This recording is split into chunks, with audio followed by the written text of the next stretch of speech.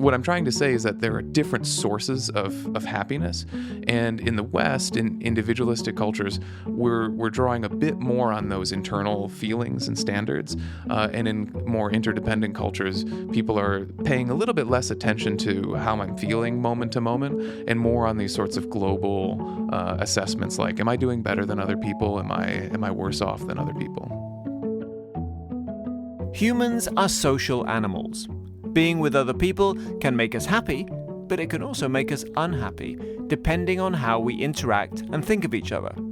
So do others make us happier or less happy? Welcome to the Chicago Booth Review podcast, where we bring you groundbreaking academic research in a clear and straightforward way. I'm Hal Weitzman, and today I'm talking with Chicago Booth Thomas Talhelm, who's interested in how different cultures think about happiness. Talhelm's research looks at the differences between regions in China that grow rice versus those that grow wheat, and how happy their populations are. What he finds out about rice-growing communities in China sheds light on the behavior of social media users in the West, and raises the question of what we're really measuring when we try to measure people's happiness. Thomas Talhelm, welcome to the Chicago Booth Review podcast. Yeah, thanks for having me.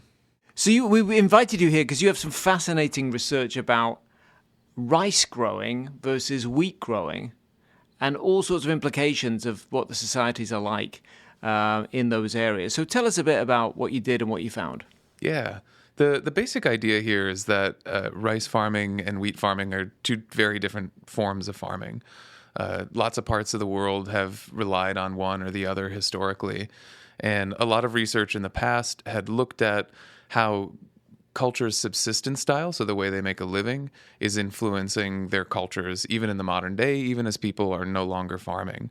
A lot of that research has looked at herding versus farming cultures. And one of the things I did in my research is to say, well, farming is a pretty large category. There are very different types of farming. One very common type of farming historically was rice farming. And rice farming was very different from other forms of farming because it required a lot more coordination. So rice farming was based on flooding the fields. And so rice villages had these irrigation networks where they had to coordinate, when we fill our fields, how much water we use, stuff like that. And so what that does is that links the farmers together. So they depend more on each other. And what that is linked to in the modern day is cultures with a history of rice farming are more interdependent. Relationships are more important. People are, less likely to, put their own needs first or express themselves when those needs might conflict with other people. Wheat farming did not rely on irrigation historically in most places. It required less labor. And so wheat farming had more of the freedom we'd associate with individualism. So wheat farming cultures tend to be more independent, individualistic, that sort of thing.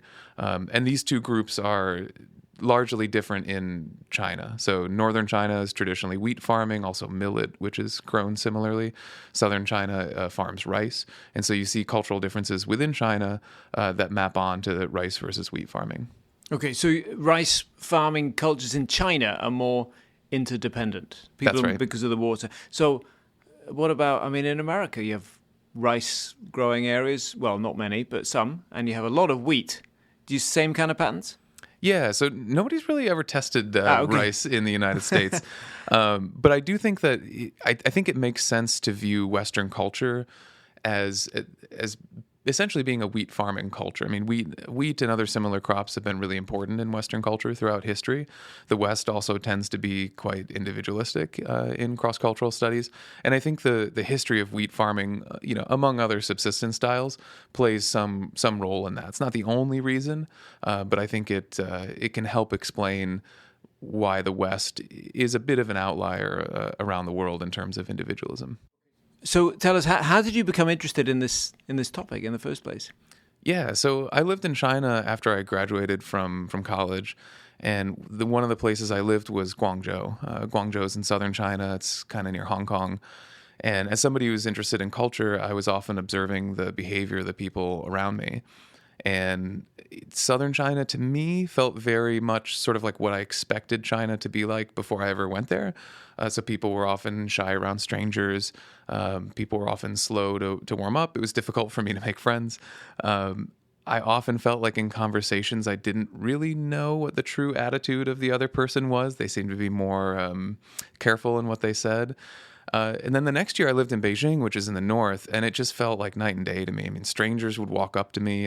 If I'd eat dinner alone in a restaurant, maybe a third of the time somebody would come up to me and say like, "Hey, what are you doing? Where are you from? When are you going to go? Are you going to go home for Chinese New Year?" I mean, people would just start conversations with me, and I'd much more sort of freewheeling and outgoing. In a way, it feels sort of more Western in that sense. And so I was curious where these differences come from. I mean, we think of China as a very sort of unified culture, but to me on the ground, it was very clear that there were cultural differences here. And it was also interesting to me that southern China, where I lived first, in Guangzhou in particular, was noticeably wealthier. I think a lot of people have the intuition that wealth causes cultures to become more individualistic or more Western. And yet it was interesting to me that the wealthier place, the more developed place, felt less Western. When I say Western, I mean things like talking to strangers and, being direct in your attitudes and opinions and things like that. So that was another thing that a little puzzle that stuck out to me while living in China. So I eventually in grad school did more research into it, found out that one of the differences between the North and the South were these histories of rice farming versus wheat farming. And the more I read about rice farming, it seemed to make perfect sense with the behaviors that I was seeing. If you have to rely on other people to get food on the table, then it would also make sense that you might stifle your opinion because you have tasks that you're trying to accomplish that are more important than me telling you that you're wrong, for example. Okay, so that's kind of where you got your interest in it. It seemed to make sense. And so, were you the first person to connect what you were seeing on the ground with farming? There are studies in the past connecting culture to farming. I also think people broadly in China tend to agree about these differences. Like I'm not the first person in the world to say, "Hey, the North is different from the South." But to connect those to a history of rice and wheat farming just wasn't really in the research. And so definitely when I came out with that research, there were definitely plenty of people who said that I was a dummy or like, why would this have to do with rice farming? Especially because for a lot of people, these cultural legacies have deep roots, and it's not obvious, even if you're in the culture, to think that, oh, I'm behaving this way because of rice farming. If I've never farmed rice, why is that relevant to me? But I think that's the fun thing about culture, is that it can have these roots in ways that are not obvious. So that was one of my contributions, was to say, hey, this is a plausible cause of these cultural differences. Okay, now not only did you identify this connection between the type of farming and the culture, but you've connected it to happiness, something that is a big topic, particularly in psychology in the United States. So tell us, what is that connection? Yeah, so I was interested in a paradox in the data, which is, decades of research find that social relationships are a strong, consistent predictor of happiness. So where people have good relationships with other people, they tend to be happier. Research across cultures has also found that the cultures around the world where relationships are the most important tend to be less happy. Right? So to take East Asia as an example, these are cultures where, cultures like Japan, Korea, or China are cultures where people seem to place a lot of importance on social relationships. They seem to prioritize it over individual needs. And yet in international studies of happiness, those are some of the cultures that are performing sort of worse than they should be, even controlling for things like economic development, wealth, and things like that. So that seems to be like a paradox. Like if relationships are good for happiness, these cultures emphasize relationships. Why are they less happy than cultures that don't seem to emphasize relationships? And so rice farming and wheat farming within China got me interested in this question, because I thought, well, that could be a window to answer that paradox. We can find variation in how people think about relationships with other people, yet we can limit it to a single nation. So now we're not comparing, Denmark is a very happy place to Japan, but we can compare different regions within a culture. And so I got interested in that question because I thought, maybe China offers us a nice test case where we can start to unpack the relationship between happiness and people's social relationships. Okay, so we would expect that the South would be happier? Yeah, so just based on, if relationships are important and that makes people happy, then the southern rice farming regions should be happier. But if we take China as a sort of a microcosm of the larger global phenomenon of happiness, then it should actually be less happy. If cultures that are more interdependent, that are more collectivistic, tend to be less happy. And so if southern China is more interdependent, then maybe it will, like the rest of the world, tend to be less happy. And that's what we found. So people in southern China were less happy on average. So people in rice farming areas, less happy than wheat farming areas, despite the fact that rice farming areas are on average wealthier. So the people in the wealthier areas were actually telling us they were less happy, which contradicts a lot of the research on wealth and happiness. Absolutely. I mean, we're sort of led to believe that there is a point. Money correlates with happiness up to a certain point, and then after that, it's been in the past it was $75,000 of income. It's probably more nowadays, and then at some point, the more you earn, it doesn't make you happier. But you're saying that actually there's maybe no connection at all. Yeah. So I mean, money tends to make people happier. And yet it seems like a paradox that there are a fair number of wealthy A countries around there, but also B regions within China that are wealthier but don't seem to be happier. And so that was, again, a sort of a paradox. It suggests that there's something else going on besides money here. Mm-hmm. So what is the other thing? Tell us.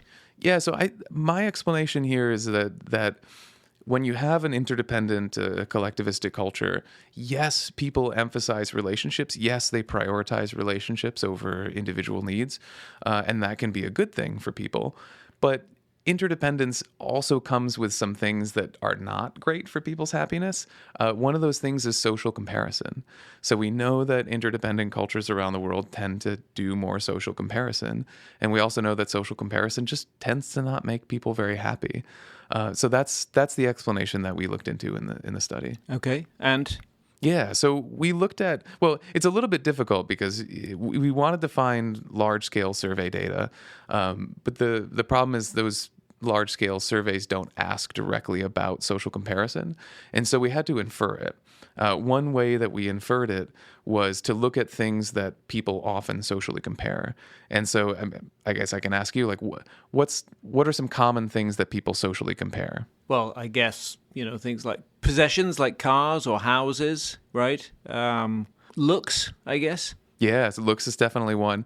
But money is like you said first, money and wealth, those are just very common things that people compare themselves to other people on. And so that's what we looked at in the data. We said, okay, let's take money and then let's see how well money predicts people's happiness in these different rice farming and wheat farming regions.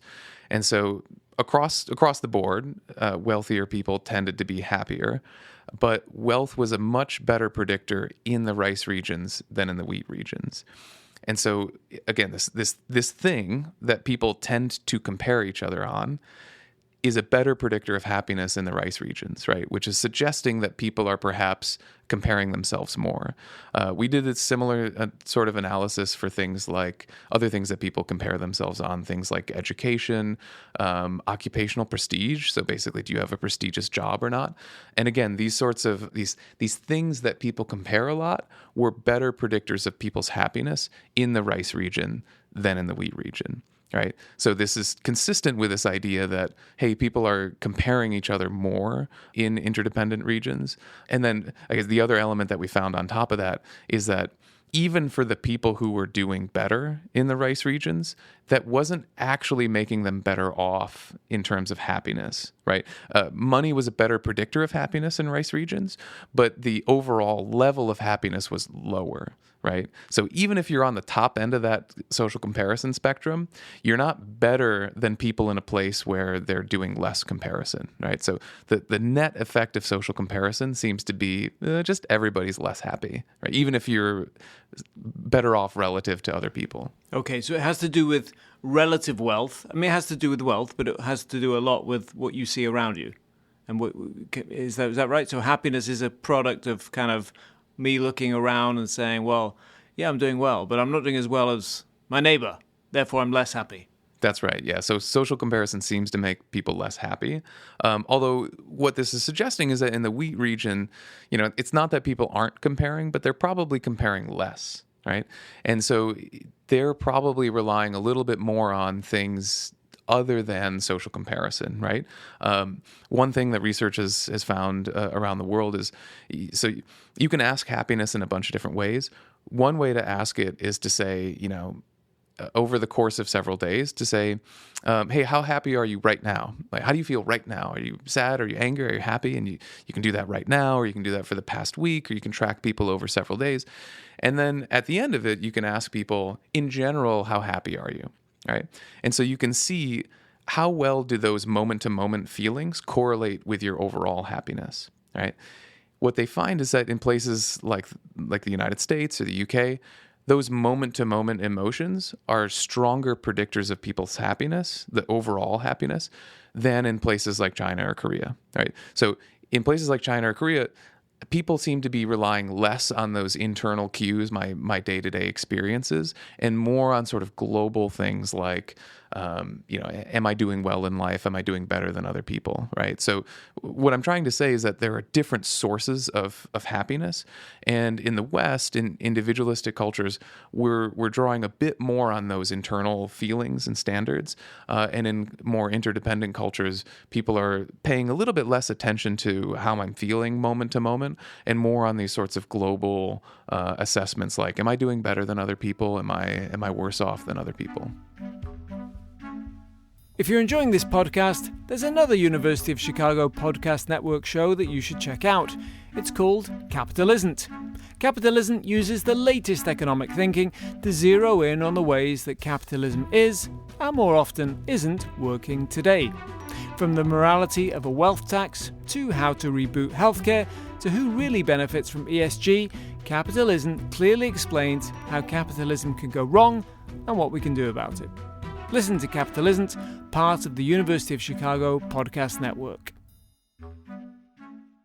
So, Thomas, we were talking in the first half about this fascinating study you've got about rice growing areas versus wheat growing areas and what makes people happy or unhappy. But you actually tested this, didn't you? You tested this social comparison directly. Tell us what you did. Yeah, so in the first study, we're just inferring social comparison by looking at things like income and prestige. But later on, we directly measured social comparison, and we did so in this unique little slice of history. So in the 1950s, the government of China set up farms around the country. These are state farms, and they more or less randomly assigned people to these farms, right? My researchers, colleagues, and I, we found 2 farms in northwest China that were right near each other. One farms rice, one farms wheat. The reason they farm different crops has to do with the elevation of the 2 different farms, but otherwise they're essentially identical. And the government more or less randomly assigned people to either the rice farm or the wheat farm. And that, to us, set up basically the best natural experiment we're ever going to get, because I can't, bring people into the lab and make them farm rice for, decades and see what happens to their social style and how they relate to other people. But here it was sort of in the wild. And so we went to these farms. We gave people measures of social comparison. We just asked them, how often do you compare yourself to other people, and on what do you compare yourself? And people on the rice farm told us that they compare themselves more than people on the wheat farm. So that helps sort of answer 2 questions. One is it gets at social comparison directly. So people are saying, yes, I do compare myself more, people in the rice areas.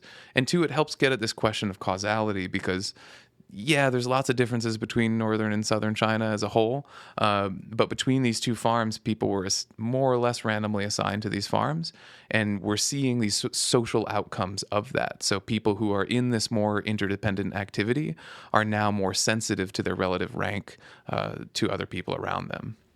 Okay. While you're talking, I mean, we've been talking a lot about China, and I asked you about United States, and you said there hasn't been research on rice growing versus wheat growing here, and we're generally more of a wheat type kind of place. So I don't know about your agricultural knowledge, but it does seem to me when we look at these global surveys of happiness, the happiest countries seem to be the ones that we think of as more collectivistic, and less individualistic, like Finland, Denmark, Iceland, Sweden.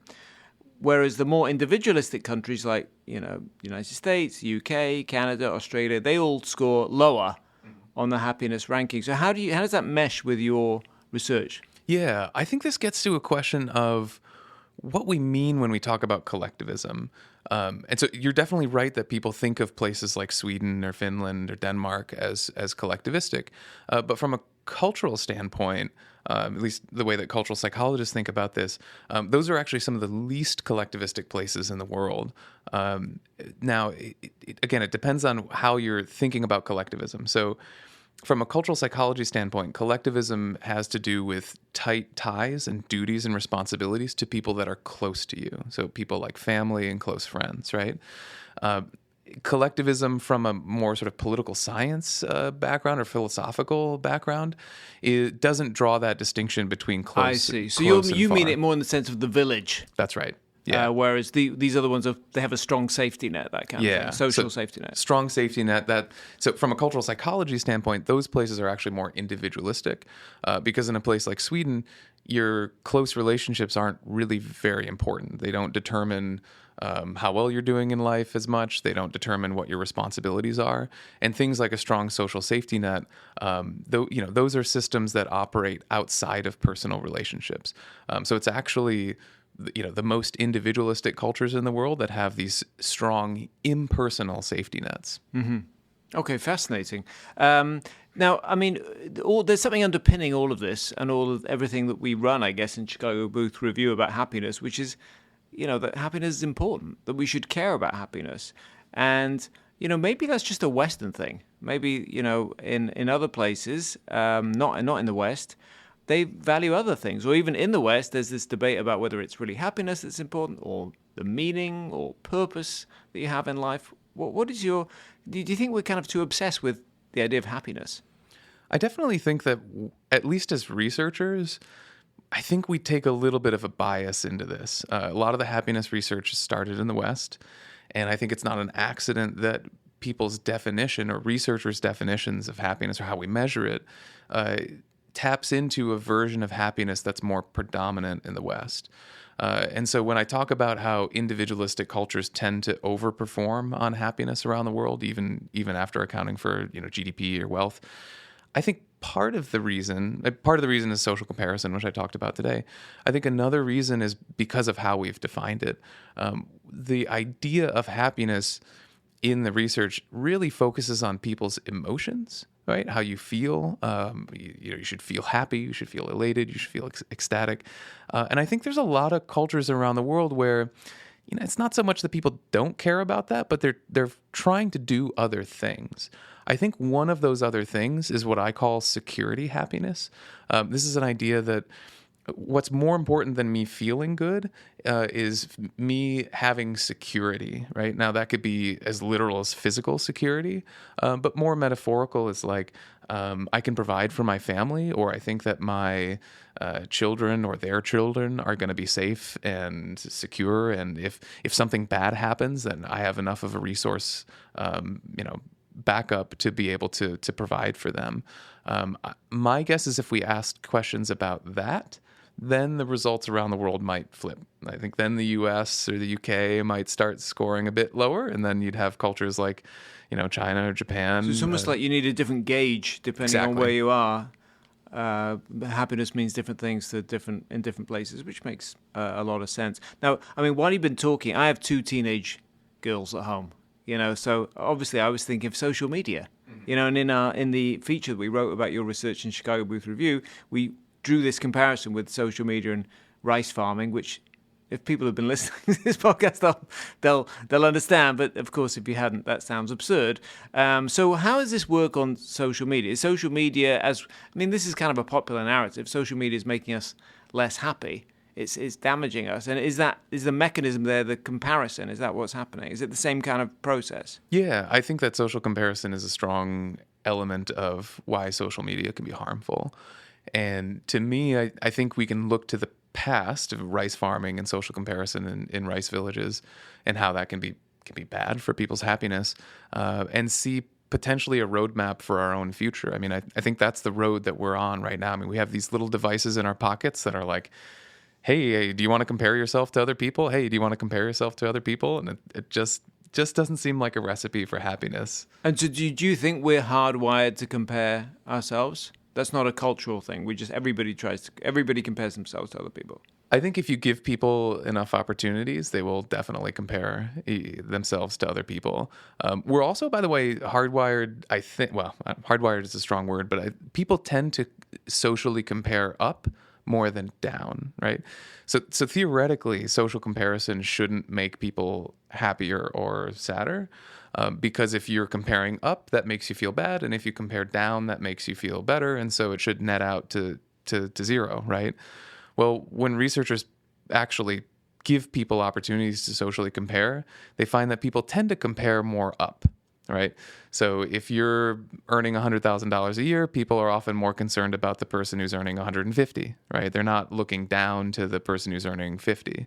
Right. So people tend to spend more time looking up. This is reminding me of the old thing about the person who's least happy in the gold, silver, and bronze medals is the silver medalist, right? Yeah. Because she didn't get the gold, as opposed to the bronze, who's relieved that she got any medal at all. So just that comparison thing is so strong, isn't it? It seems quite bleak, Thomas. Is there any way out, do you think? Well, I mean, if I were in charge of social media companies or regulation, I'd try to change the environment in a way that's not eliciting so much social comparison.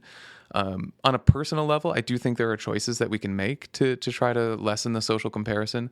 One of the things I did, just speaking personally, when I was on the job market, applying for jobs, there are message boards where people will say, oh, hey, this university, this is who, their invitations for jobs are out right now. And you can see who was invited for a job, and you'd know immediately whether you were invited or not. And I made a decision just not to look at those. I just didn't think that would make my life better. I didn't think there was really actionable knowledge that I could learn from who's getting the offers and who isn't. And so I just chose not to look at that stuff. Was I curious? Yeah, if it was in an envelope sitting in front of me and all I had to do was open that envelope, I might have done that. I might have opened up the envelope. But I was trying to make a conscious decision to say, you know what? I'm just going to let this process play out. I'm not going to worry about what other people are doing. And, that probably made me saner in the end. So to be aware of it is maybe to change your behavior when you know that it's not going to make you happy. And if you are going to compare, sounds like compare down. Yeah, compare down, yeah. Someone who's less good looking and earns less than you would be ideal. All right, Thomas Talhelm, thank you so much for coming on the Chicago Booth Review podcast. Thanks for having me. I had fun. That's it for this episode of the Chicago Booth Review podcast, part of the University of Chicago Podcast Network. For more research, analysis, and insights, visit our website at chicagobooth.edu/review. When you're there, sign up for our weekly newsletter so you never miss the latest in business-focused academic research. This episode was produced by Josh Stunkel. If you enjoyed it, please subscribe and please do leave us a 5-star review. Until next time, I'm Hal Weitzman. Thanks for listening.